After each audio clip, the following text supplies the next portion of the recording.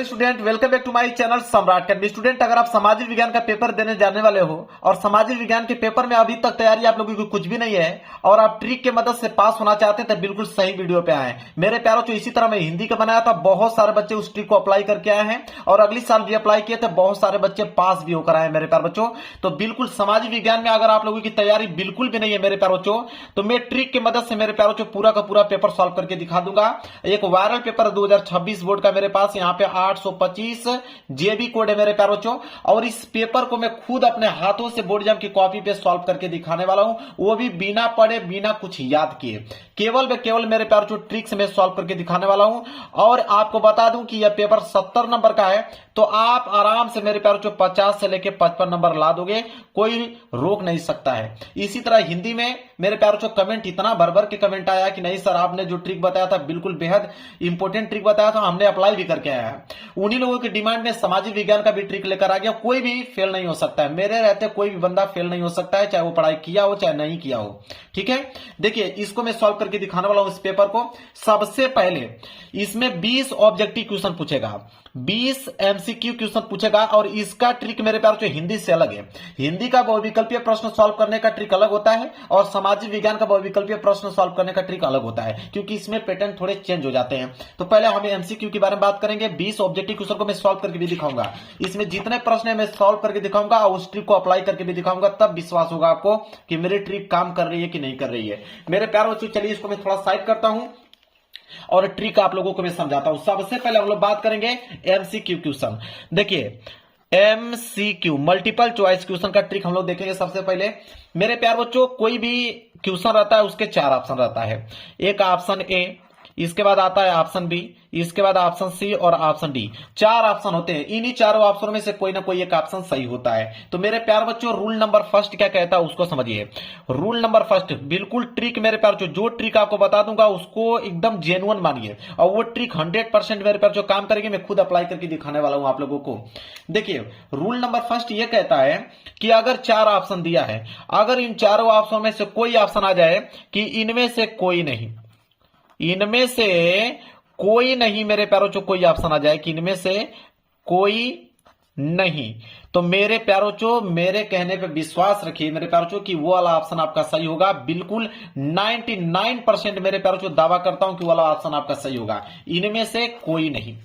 इसके बाद rule number second ये कहता है कि अगर चारों ऑप्शनों में से अगर आ जाए कि उपयुक्त सभी, ठीक है, अगर आ जाए उपयुक्त सभी, मतलब कि सभी के सभी ऑप्शन सही हैं, ठीक है, तो आपको मेरे प्यारे बच्चों इसी वाले ऑप्शन पे क्लिक करके आना है। 99% ये भी चांस है मेरे प्यारे बच्चों कि ये वाला ऑप्शन आप लोगों का बिल्कुल सही होता है। इसके बाद रूल नंबर थर्ड क्या कहता है उसको समझिए। रूल नंबर थर्ड ये कहता है कि अगर चारों ऑप्शनों में से कोई ऑप्शन आ जाए कि ए व बी दोनों सही हैं, तो ए और बी दोनों सही हैं, तो मेरे प्यारों चो इस वाले ऑप्शन पे आप लोगों को क्लिक करके आना। ये भी 99% मेरे प्यारों चो जेन्युइन ट्रिक है, यही काम करता है। इसके बाद चौथा नियम यह कहता है कि अगर 3 ऑप्शन सेम दिया हुआ है, कोई एक ऑप्शन अलग टाइप का दे दे, अगर अलग टाइप का कोई ऑप्शन दिखे, चारों ऑप्शनों में से 3 ऑप्शन अगर सेम है और एक ऑप्शन अलग टाइप का ऑप्शन दिख रहा है, तो मेरे प्यारे बच्चों उस वाले ऑप्शन पे आप लोगों को क्लिक करके आना है। इसके बाद मेरे प्यारे बच्चों रूल नंबर 5 ये कहता है सामाजिक विज्ञान का कि अगर कथन एवं कारण वाला प्रश्न आ जाए, कथन व कारण वाला प्रश्न आ जाए, तो मेरे प्यारे बच्चों या तो ऑप्शन ए सही होता है या तो ऑप्शन सी सही होता है। तो या तो ए वाले पे क्लिक कीजिए या तो सी वाले पे क्लिक कीजिएगा। अब रूल नंबर 6 जो सबसे इंपॉर्टेंट है कि अगर मेरे प्यारे बच्चों कोई भी ऑप्शन अलग आ जाए, चारों ही ऑप्शन अलग आ जाए, और जो मैं ट्रिक इतना बताऊं इसमें से कोई भी ऑप्शन में मैच ना करे, तब आपको लगाना है मेरे प्यारे बच्चों तुक्का वाली ट्रिक। कौन सा लगाना है? तुक्का वाली ट्रिक लगाना है, और वो भी तुक्का मेरे प्यारे बच्चों ऑप्शन ए और ऑप्शन सी पे लगाना है। या तो ऑप्शन ए पे लगाएं या तो ऑप्शन सी, दोनों में से कोई ना कोई एक ऑप्शन सही होता है मेरे प्यारे बच्चों, अगर आप तुक्का लगा रहे हैं तो यह था मेरे प्यारे बच्चों ऑब्जेक्टिव प्रश्न का ट्रिक। अभी मैं अप्लाई करके दिखाता हूं मेरे प्यारे बच्चों, तब आपको समझ में आएगा। तो मेरे प्यारे बच्चों यह था निर्देश यहाँ पे मेरे प्यारे बच्चों पढ़ लीजिएगा आप लोग। पेपर यहां से स्टार्ट हो रहा है, मैं पेपर आप लोगों को दिखाता हूं और खुद पूरा का पूरा बहुविकल्पीय प्रश्न सॉल्व करके दिखाने वाला हूं। देखिए यहां से स्टार्ट है खंड अ, दिया हुआ है बहुविकल्पीय प्रश्न है। बहुविकल्पीय प्रश्न का ट्रिक अप्लाई करते हैं हम लोग। देखिए बोला है यहां पे कि फ्रांस की क्रांति हुई। अब फ्रांस की क्रांति हुआ कब? 1788, 1790, 1789, 1787। पढ़े होंगे, आप लोगों को मालूम होगा कि फ्रांस की क्रांति हुई थी सन 1789 में। देखिए सी वाला ऑप्शन सही हो गया कि नहीं? आपको तुक्का ए और सी पे ही खेलना है मेरे प्यारे बच्चों। इसके बाद देखिए दूसरा प्रश्न है कि आनंद मठ उपन्यास के लेखक कौन थे? तो आनंद मठ उपन्यास के लेखक बंकिम चटर्जी जी, बंकिम चंद्र चटर्जी जी। ए वाला ऑप्शन जो है बिल्कुल सही हो गया, तो इसका ए सही हो गया। इसके बाद यहाँ पे विश्व व्यापार संगठन जिसे हम लोग WTO कहते हैं, उसकी स्थापना किस वर्ष हुई? तो उसकी स्थापना हुआ था सन 1995 में। इसका भी सी सही है। आगे देखते हैं चौथा, कह रहा है कि ज्योतिबा फूले ने कौन सी पुस्तक लिखी? तो ज्योतिबा फूले ने कौन सी पुस्तक लिखी? इन चारों ऑप्शनों में से गुलामगिरी, आपको भी मालूम है गुलामगिरी। ए वाला इसका सही हो गया। आगे देख लेते हैं प्रश्न पांचवा कि सत्ता के क्षैतिज वितरण से क्या तात्पर्य है? तो मेरे प्यारे बच्चों क्या तात्पर्य है कि कार्यपालिका, व्यवस्थापिका तथा न्यायपालिका के बीच सत्ता का बंटवारा। बिल्कुल मेरे प्यारे बच्चों देखिए इसका भी सी सही हो गया। आगे बढ़ते हैं, बिल्कुल जेन्युइन ट्रिक आप लोगों को बता रहा हूं। इसके बाद निम्नलिखित में से कौन सा संघीय राज्य नहीं है? तो संघीय राज्य कौन नहीं है इन चारों ऑप्शनों में से? तो वो आपका जम्मू कश्मीर। इसका आपका ए सही हो गया। इसके बाद है सातवां प्रश्न, देख लीजिए क्या है, धर्मनिरपेक्ष राज्य में। तो देखिए धर्मनिरपेक्ष राज्य में क्या होता है? तो उसमें होता है कि धर्मनिरपेक्ष राज्य में सभी धर्मों को समान समझा जाता है। तो यहां पे ए वाला जो है बिल्कुल राइट आंसर हो गया इसका। देखिए ए और सी ज्यादातर सही हो रहा है। आठवां है कि राजनीतिक दलों के सामने कौन सी चुनौतियां हैं? तो देखिए राजनीतिक दलों के सामने कौन सी चुनौतियां हैं? चार ऑप्शन है। अब इन चारों ऑप्शनों में से आ गया इनमें से सभी। मैंने क्या कहा कि आंख बंद करके भरोसा जताइए, उस पर ही क्लिक करके आप लोगों को आना है। इसके बाद देखिए प्रश्न 9 है कि निम्न में से कौन सा लोकतंत्र का अवगुण है? तो लोकतंत्र का कौन सा अवगुण इन चार ऑप्शनों में से? तो वह है मेरे प्यारे बच्चों इनमें से सभी आ गया। अब क्या इसी को हम लोग सही करके आएंगे, बिल्कुल सही करेक्ट आंसर हो गया। आगे प्रश्न 10वां कि संविधान के अनुसार भारत की राजभाषा है। तो देखिए संविधान के अनुसार भारत की जो राजभाषा है मेरे प्यारे बच्चों वो आपका हिंदी। तो हिंदी है, तो पहला वाला ऑप्शन जो है बिल्कुल राइट आंसर हो गया। इसके बाद एक ग्रामर देखिए, कौन सा उद्योग चूना पत्थर को कच्चे माल के रूप में प्रयुक्त करता है? तो कच्चे माल के रूप में कौन प्रयुक्त करता है चूना पत्थर को मेरे प्यारे बच्चों? वो है आपका सीमेंट। देखिए ए सी, खाली सिर्फ ए सी या तो डी, वो भी डी कब सही हो रहा है? जब इनमें से सभी आ रहा है। तो अब मैं तो ट्रिक बताएंगे क्या हो कि अगर चारों ऑप्शन में से इनमें से सभी आ जाए तो वही वाला होगा, या तो इनमें से कोई नहीं आ जाए वो वाला होगा। इसके बाद देख लीजिए 12वां कि भारत में आर्थिक उदारीकरण की शुरुआत कब हुई? तो भारत में आर्थिक उदारीकरण की जो शुरुआत हुआ था मेरे प्यारे बच्चों वो सन 1991 में हुआ था। ये वाला ऑप्शन जो है बिल्कुल सही हो गया। 13वां है कि राष्ट्रीय उपभोक्ता अधिकार दिवस कब मनाया जाता है?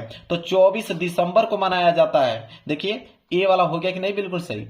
चलिए आगे देख लेते हैं। अगला है प्रश्न 14, कह रहा है कि लौह अयस्क किस प्रकार का संसाधन है?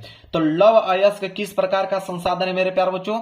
तो अनवीकरण योग्य संसाधन है। इसलिए 14 का ए वाला जो है बिल्कुल राइट आंसर हो जाएगा।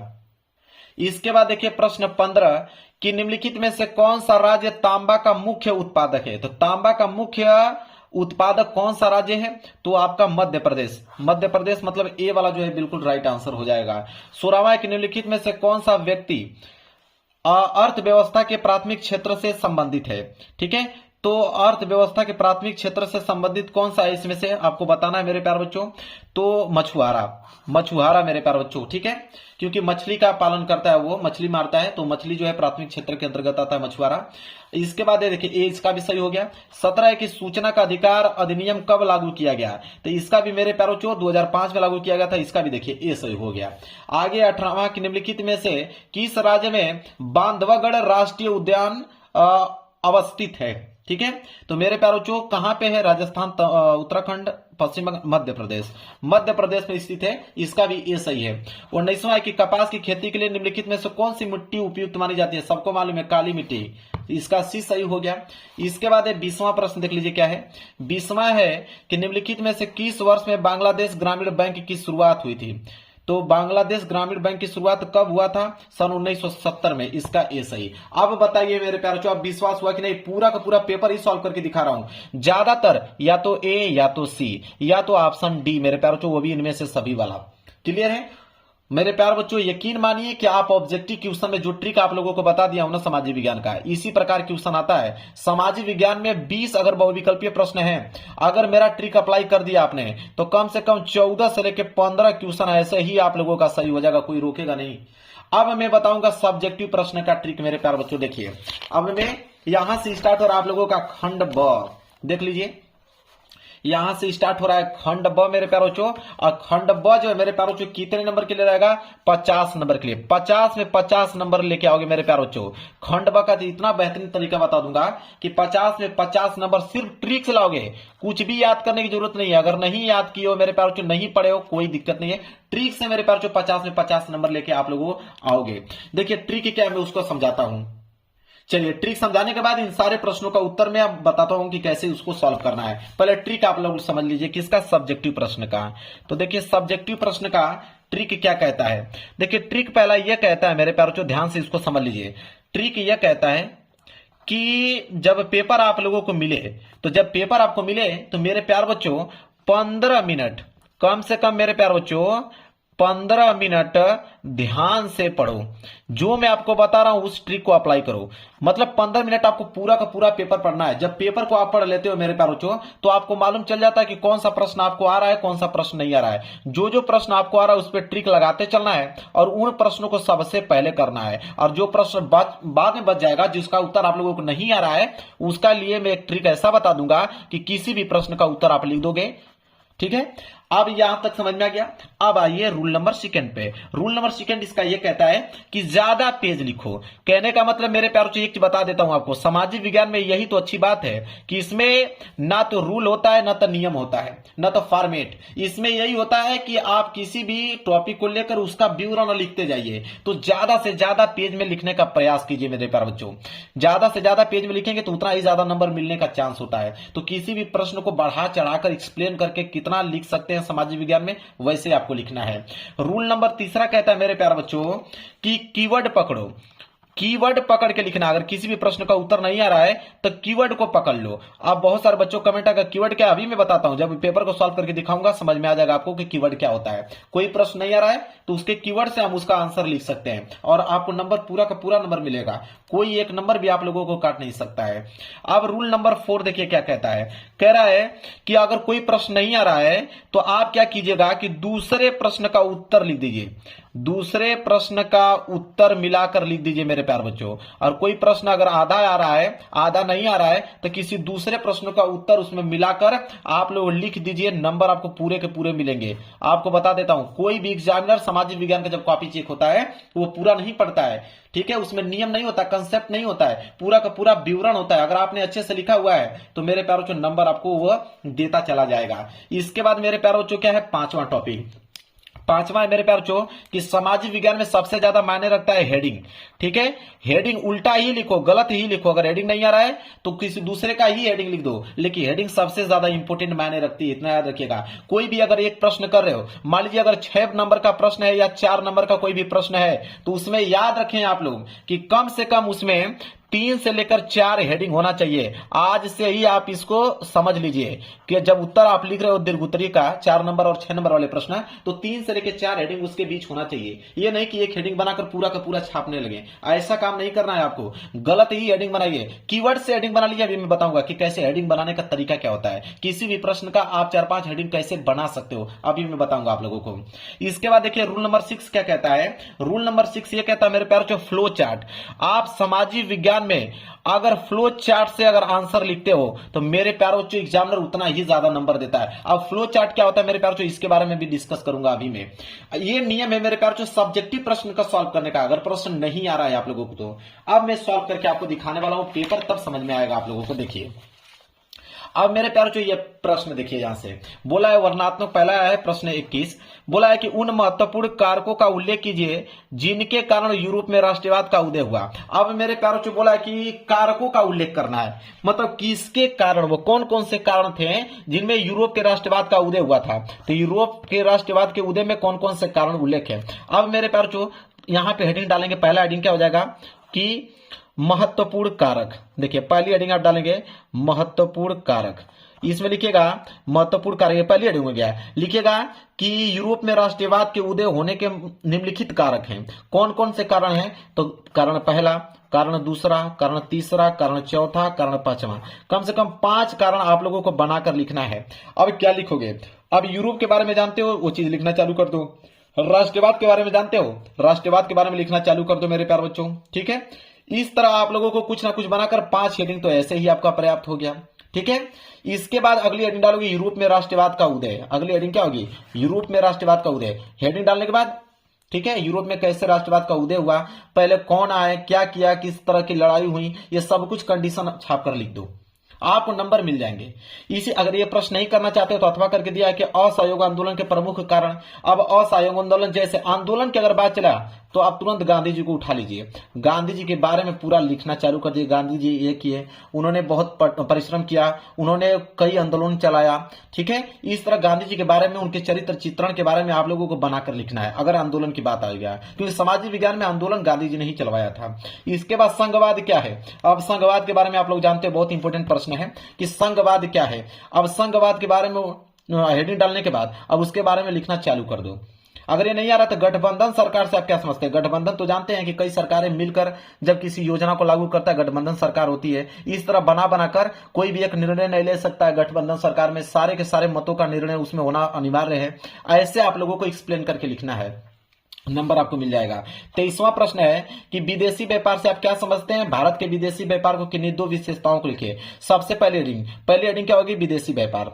हेडिंग क्या होगी? विदेशी व्यापार। अब विदेशी व्यापार क्या होता है कि जब हम अपने देश से बाहर, ठीक है, मतलब भारत से बाहर देशों से जब आयात निर्यात करते हैं तो वहां पे विदेशी व्यापार कहलाता है। अब वहां पे क्या हम लोग अगले देश से क्या मंगाते हैं, क्या वो हमारे देश से ले जाते हैं, यही सब सारी चीजें लिखना है। फिर दूसरी हेडिंग हो जाएगी कि भारत के विदेशी व्यापार की किन्हीं 2 कारण, मतलब 2 विशेषता। तो आप लिखोगे कि भारत के विदेशी व्यापार के विशेषताएं, 2 विशेषता, पहला विशेषता, दूसरा विशेषता।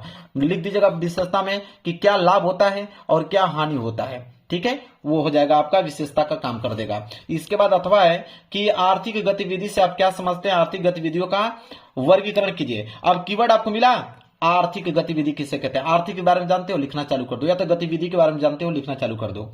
इसके बाद आर्थिक गतिविधि का वर्गीकरण, 2 हेडिंग तो यही से बन गया आप लोगों का, क्लियर है। इसके बाद है 24वां कि प्रौद्योगिकी और आर्थिक विकास के कारण संसाधनों का अति उपयोग कैसे हुआ।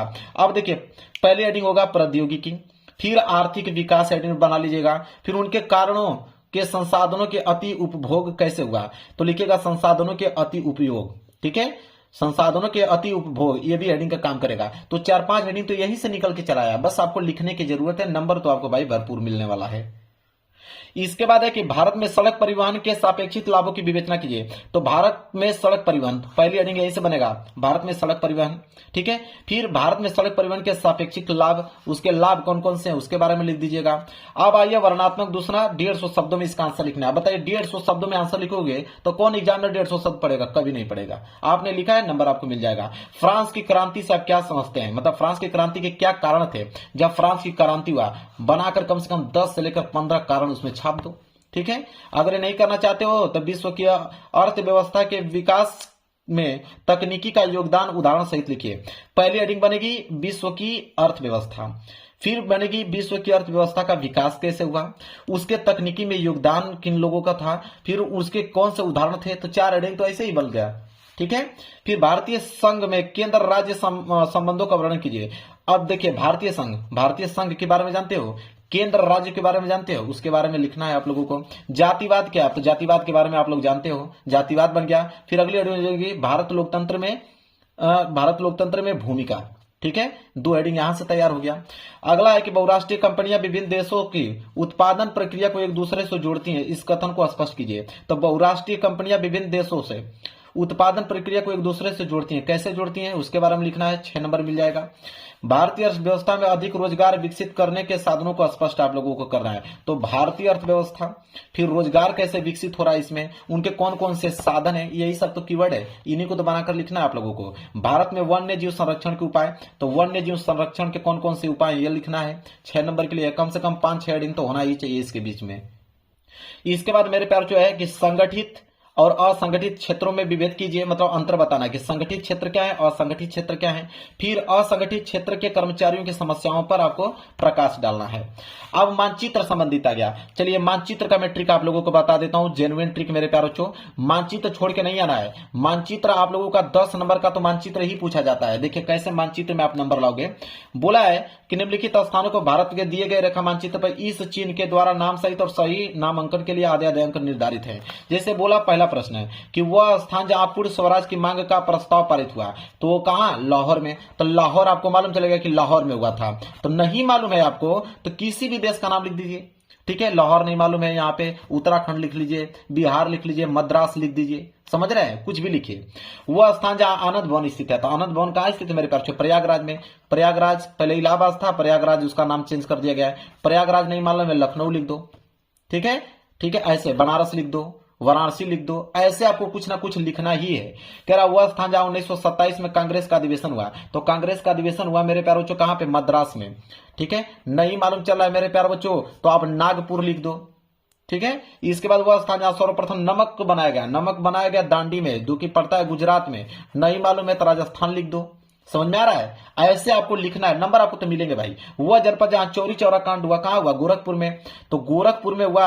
अगर नहीं मालूम है मेरे प्यारे बच्चों तो आप किसी भी जिले का नाम यहां पे लिख दीजिए, आपका काम हो जाएगा। गोरखपुर कहां पड़ता है, उत्तर प्रदेश में। इसके बाद है उत्तर प्रदेश का एक 10 लाखी नगर, तो 10 लाखी नगर उत्तर प्रदेश में, तो उत्तर प्रदेश में बहुत नगर है, किसी भी डिस्ट्रिक्ट का नाम आप लिख दीजिए। वैसे 10 लाखी नगर तो आपके वो हैं, लखनऊ हुआ, एक कानपुर हुआ, ठीक है। अगर नहीं मालूम है या तो लखनऊ लिखिए या तो कानपुर लिखिए या किसी और डिस्ट्रिक्ट का नाम लिख दीजिए, चल जाएगा आपका। कॉफी का सबसे बड़ा उत्पादक राज्य कौन सा है, कर्नाटक। कर्नाटक नहीं है तो असम लिख दीजिए, जयपुर लिख दीजिए, ठीक है। तो कॉफी का सबसे बड़ा उत्पादक राज्य कौन सा है मेरे प्यारे बच्चों, कर्नाटक है, इस बात को ध्यान में रखिएगा। और राजस्थान की राजधानी, तो राजस्थान की राजधानी क्या है, जयपुर। जयपुर नहीं मालूम है मेरे प्यारे बच्चों तो उदयपुर लिख दो, ठीक है। इसके बाद है दक्षिण भारत की एक नदी, तो दक्षिण भारत की एक नदी गोदावरी है, ठीक है। आपको नहीं मालूम है कावेरी नदी लिख लो मेरे प्यारे बच्चों।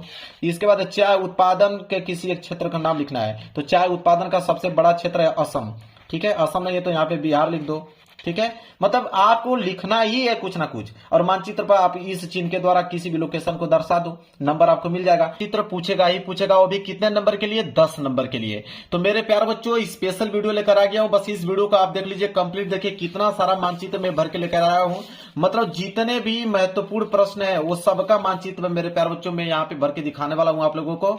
और मानचित्र का एक कंप्लीट वीडियो मेरे प्यारे बच्चों, ऐसा वीडियो पूरे यूट्यूब चैनल पे आप लोग ढूंढ लीजिएगा, नहीं मिलेगा आप लोगों को। क्लास 10th सामाजिक विज्ञान के जितने भी महत्वपूर्ण मानचित्र वाले प्रश्न है सब आज की इस वीडियो में कवर कर दूंगा। सिर्फ 1 वीडियो मेरे प्यारे बच्चों आप लोगों को देखना है, और एक वीडियो आपको कितना नंबर दिलाएगा, 10 नंबर दिलाएगा आप लोगों को। और कल जब आप समाज विज्ञान का पेपर देने जाइएगा तो 10 में 10 नंबर लेकर आइएगा मेरे प्यारे बच्चों। अगर हम बात करें तो 5 नंबर इतिहास से बनता है मानचित्र वाला प्रश्न, और 5 नंबर भूगोल से बनता है मेरे प्यारे बच्चों। वो भी मैं आपको बता दूं कि इतिहास से भारत में जो राष्ट्रवाद चैप्टर है उस चैप्टर से मेरे प्यारे बच्चों 5 नंबर के आपके मानचित्र वाले प्रश्न आते हैं। और भूगोल में 3 चैप्टर से आता है, एक संसाधन एवं विकास से, जल संसाधन से और कृषि से। आप समझ सकते हैं कि कितना डिटेल में लिख के लेकर आया हूं, और सबका मेरे प्यारे बच्चों मानचित्र में भर के दिखाने वाला हूं। और प्रश्न कहां से बनता है वो भी चीज बताने वाला हूं। देखिए सबसे पहले हम लोग भारत में राष्ट्रवाद को कंप्लीट करेंगे। भारत में राष्ट्रवाद से 5 नंबर के मानचित्र आपके पेपर में आता है, और चैप्टर का नाम है कि भारत में नव जागरण एवं स्वतंत्रता संघर्ष के केंद्र से आता है मेरे प्यारे बच्चों। जैसे मैं आपको बताऊं, पहला प्रश्न पूछता है मेरे प्यारे बच्चों कि वह स्थान जहां जलियांवाला बाग की हत्याकांड हुआ, तो जलियांवाला बाग की जो घटना घटी मेरे प्यारे बच्चों वो अमृतसर में घटा। कहां पे, अमृतसर में। इसी को मेरे प्यारे बच्चों पूछता है, और नाम बताना होता है, सही लोकेशन आप लोगों को बताना होता है, ठीक है। तो चलिए मेरे प्यारे बच्चों अमृतसर को हम दिखाते हैं कि लोकेशन पे अमृतसर कहां पे है। देखिए मेरे प्यारे बच्चों यह मानचित्र है, और मानचित्र में अमृतसर को मेरे प्यारे बच्चों यह वाला लोकेशन से देखिए एग्जैक्ट लोकेशन इसका अमृतसर का यही है मेरे प्यारे बच्चों। यहां से एरो का चिन्ह देकर मैंने पहला का आंसर लिखा है अमृतसर। क्लियर है, लोकेशन आपको पहचान में आ गया। इसके बाद दूसरा प्रश्न जो पूछता है कि वह स्थान जहां नील की खेती करने वाले किसानों का आंदोलन हुआ, तो नील की खेती करने वाले किसानों का आंदोलन चंपारण में हुआ। सबसे इंपोर्टेंट क्वेश्चन है, ये क्वेश्चन हर साल बनता है, नहीं विश्वास है तो आप 2025 वाला पेपर उठाकर देख लेना आप लोग। तो नील की खेती करने वाले किसानों का आंदोलन चंपारण में हुआ। चंपारण का लोकेशन मेरे प्यारे बच्चों कहां पे, देखिए यह वाला लोकेशन आप देखिए ध्यान से, यह वाला लोकेशन मेरे प्यारे बच्चों चंपारण है। क्लियर है, समझ में आ रहा आप लोगों को, एक भी प्रश्न छूटेगा नहीं मेरे प्यारे मानचित्र का। इसके बाद है प्रश्न तीसरा मेरे प्यारे कि वह स्थान जहां महात्मा गांधी ने नमक कानून भंग किया। तो नमक कानून भंग किया महात्मा गांधी कहां है? दांडी में। कहां पे? दांडी है। तो दांडी कहां है मेरे प्यारे, मैं दिखाता हूं आप लोगों को। देखिए दांडी का लोकेशन यहाँ पे देखिए, दांडी हुआ, खेड़ा हुआ, अहमदाबाद, तीनों सटे हुए हैं। तो दांडी नीचे आता है, देखिए यहाँ कॉर्नर में आता है। ठीक है, यह दांडी का लोकेशन है मेरे प्यारे बच्चों। ठीक है, जहां पे महात्मा गांधी ने नमक कानून भंग किया था। ठीक है, इसके बाद चौथा प्रश्न पूछता है कि वह स्थान जहां असहयोग आंदोलन कार्यक्रम को स्वीकार किया गया। तो असहयोग आंदोलन कार्यक्रम को स्वीकार किया गया कहां पे मेरे प्यारे, कलकत्ता में। ठीक है, तो कलकत्ता का लोकेशन कहां पे मेरे प्यारे, देखिए एग्जैक्ट लोकेशन कलकत्ता का यहाँ पे है। ठीक है, यह है कलकत्ता का लोकेशन। ठीक है, चौथे वाले प्रश्न का आंसर है मेरे प्यारे बच्चों। आगे बढ़ते हैं, अगला है पांचवा प्रश्न है कि वह स्थान जहां सूती मिल श्रमिकों का सत्याग्रह हुआ, मतलब सत्याग्रह आंदोलन हुआ सूती मिल श्रमिकों का, कहां पे? अहमदाबाद, जो कि कहां पड़ता है मेरे प्यारे, गुजरात में। ठीक है, तो अहमदाबाद का लोकेशन देखिए कहां पे? यहां पे। यह है मेरे प्यारे अहमदाबाद का लोकेशन। ठीक है, यहां पे। क्लियर है, चलिए आगे अगर हम बात करें क्वेश्चन नंबर 6 को लेकर, तो वह स्थान जिसकी घटना के कारण महात्मा गांधी ने असहयोग आंदोलन स्थगित किया। तो चौरी चौरा का कांड हुआ था, उसी समय महात्मा गांधी ने असहयोग आंदोलन को स्थगित कर दिया। तो चौरी चौरा कहां है मेरे प्यारे, देखिए यहाँ पे। यह है मेरे प्यारे चौरी चौरा। ठीक है, उत्तर प्रदेश में गोरखपुर में पड़ता है। चौरी चौरा का लोकेशन आप देख पा रहे हैं। इसके बाद है सातवां कि वह स्थान जहां किसान सत्याग्रह आंदोलन हुआ था। किसान सत्याग्रह आंदोलन हुआ मेरे प्यारे खेड़ा में, जो कि कहां पड़ता है? गुजरात में। ठीक है, तो खेड़ा की अगर हम बात करें तो यहाँ पे खेड़ा का लोकेशन यहाँ पे है गुजरात में। ये सब गुजरात का लोकेशन है, उसमें खेड़ा यहाँ पे है। क्लियर है, समझ में आ रहा आप लोगों को मेरे प्यारे बच्चों। चलिए अगर हम बात करें प्रश्न 8वां, वह स्थान जहां काशी हिंदू विश्वविद्यालय है। तो काशी हिंदू विश्वविद्यालय मेरे प्यारे बच्चों कहां पे? वाराणसी में मेरे प्यारे बच्चों। कहां पे मेरे प्यारे बच्चों? वाराणसी में है। तो देखिए मेरे प्यारे वाराणसी का लोकेशन यहाँ पे है। यह है आप लोगों का वाराणसी का लोकेशन। तो समझ में आ गया आप लोगों को। यहाँ पे हो गया मेरे प्यारे ये वाला क्वेश्चन समाप्त। अब आगे बढ़ेंगे, अब मिलेगा आप लोगों को भारतीय राष्ट्रीय कांग्रेस का अधिवेशन। देखिए अधिवेशन से प्रश्न बनते हैं मेरे प्यारे बच्चों। पूछता है कि वह स्थान जहां कांग्रेस का प्रथम अधिवेशन हुआ। तो प्रथम अधिवेशन जो कांग्रेस का हुआ था वो मेरे प्यारे कहां हुआ था? मुंबई में हुआ था। कहां पे हुआ था? मुंबई में हुआ था। तो मुंबई का लोकेशन देखिए मेरे प्यारे कहां पे? यहाँ पे। यह है मेरे प्यारे कॉर्नर में आप देख लीजिए, यह है मुंबई का लोकेशन। ठीक है, एग्जैक्ट लोकेशन है मुंबई का। क्लियर है, चलिए अगले प्रश्न की तरफ बढ़ते हैं। अगला है मेरे प्यारे कि वह स्थान जहां वर्ष 1920 में कांग्रेस अधिवेशन हुआ।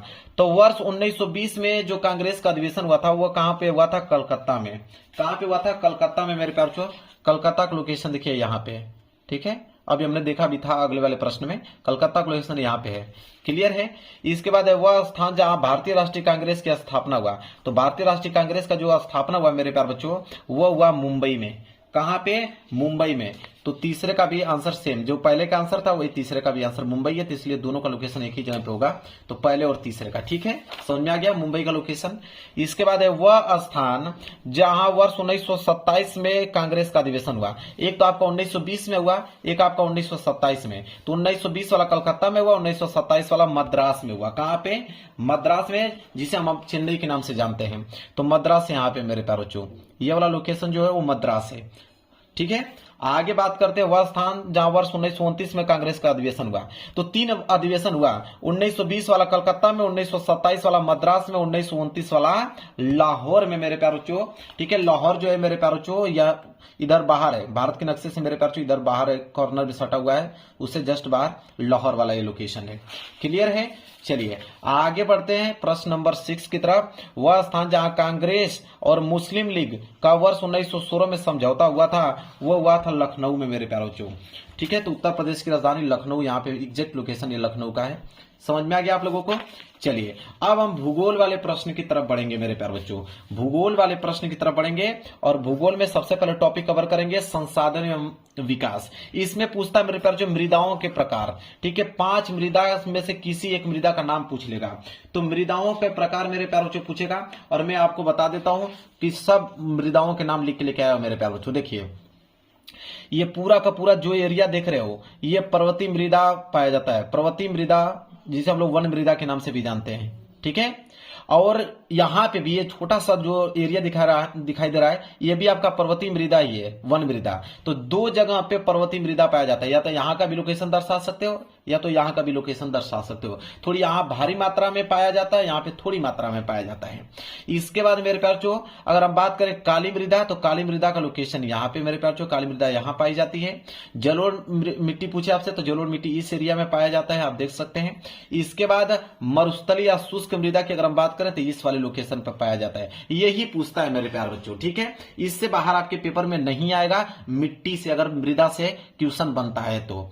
समझ में आ गया आप लोगों को? स्क्रीनशॉट ले लीजिए, नोट कर लीजिए, अभी मानचित्र में लेकर उसको भरकर एक बार प्रैक्टिस कर लीजिए, ठीक है। इसके बाद मेरे प्यार जो जल संसाधन, जल संसाधन से मेरे प्यार जो बांधों से प्रश्न बनता है, ठीक है। मैं आपको बता रहा हूं यहाँ पे 7 बांध, 7 बांध में से ही बांध आएगा, इससे अलावा नहीं। या तो हीराकुंड बांध पूछ ले, या तो तुंगभद्रा, या तो भांगड़ा नागल बांध, या तो सलाल बांध, या तो टिहरी बांध, या तो सरदार सरोवर बांध, या तो राणा प्रताप सागर बांध। इसी में से बांध से क्वेश्चन इसी में से आएगा, ठीक है। तो अगर हीराकुंड की अगर हम बात करें कि हीराकुंड बांध कहां पे है, उसका लोकेशन कहां पे मेरे प्यार बच्चों, देखिए हीराकुंड बांध का लोकेशन यहां पे मेरे प्यार बच्चों, ठीक है। यह लोकेशन किसका है? हीराकुंड बांध का। अगर हम बात करें तुंगभद्रा बांध का, तो देखिए तुंगभद्रा बांध का यहाँ पे लोकेशन है, तुंगभद्रा बांध का लोकेशन यहाँ पे मेरे प्यार बच्चों, एग्जैक्ट लोकेशन उसका बता रहा हूं मेरे प्यार बच्चों। इसके बाद है भाखड़ा नागल बांध, ठीक है। भाखड़ा नागल बांध जो है मेरे प्यार बच्चों यहाँ पे, भाखड़ा नागल बांध यहाँ पे मेरे प्यार बच्चों ये वाला लोकेशन है, भाखड़ा नागल बांध का। इसके बाद अगर हम बात करें तो सलाल बांध, सलाल बांध का अगर हम लोकेशन पता करें तो सलाल बांध का लोकेशन यहाँ पे है, यह वाला जो लोकेशन आप देख रहे हो यह है आपका सलाल बांध। सलाल बांध के बाद अगर हम बात करें टिहरी बांध, तो टिहरी बांध का लोकेशन मेरे प्यारों जो यहाँ पे है, ये जो है इसका मैं एरो का चिन्ह यहाँ पे लगाकर 5वें का टिहरी बांध लिखा है, ये वाला लोकेशन टिहरी बांध का है। इसके बाद मेरे प्यार जो टिहरी बांध के बाद आ जाएगा सरदार सरोवर बांध, सरदार सरोवर बांध, ये प्रश्न बनता है, ठीक है। सरदार सरोवर बांध का लोकेशन यहाँ पे है, सरदार सरोवर बांध, ठीक है। इसके बाद राणा प्रताप सागर बांध, तो देखिए राणा प्रताप सागर बांध यहाँ पे है, ये वाला लोकेशन जो है राणा प्रताप सागर बांध है, ठीक है। मतलब बांध से प्रश्न इसी में से आएगा, इससे बाहर नहीं आएगा। अब हम बात करते हैं मेरे प्यारों, ये भी हो गया। अब हम बात करते हैं कृषि वाला, ठीक है। कृषि वाला बात करते हैं। देखिए कृषि से संबंधित पूछता है कि गेहूं का सबसे बड़ा उत्पादक राज्य, तो गेहूं का सबसे बड़ा उत्पादक राज्य मेरे प्यार उत्तर प्रदेश, ठीक है। गेहूं का सबसे बड़ा उत्पादक राज्य मेरे प्यार उत्तर प्रदेश, उत्तर प्रदेश का लोकेशन यहाँ पे, पूरा का पूरा एरिया उत्तर प्रदेश का है, क्लियर है।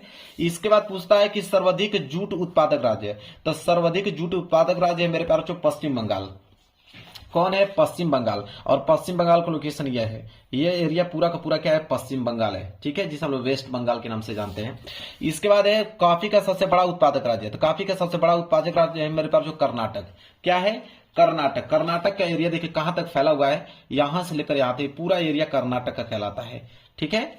इसके बाद है चावल का उत्पादक राज्य, तो देखिए चावल का भी उत्पादक राज्य पश्चिम बंगाल है। एक तो जूट का उत्पादक राज्य और चावल का उत्पादक राज्य दोनों पश्चिम बंगाल ही है, ठीक है। तो चावल का उत्पादक राज्य पश्चिम बंगाल, जो कि यहाँ पे मेरे पास देख लीजिए पश्चिम बंगाल। तो दूसरे और चौथे का दोनों आंसर सेम था, तो मैंने यहाँ पे दर्शा दिया दूसरे और चौथे का।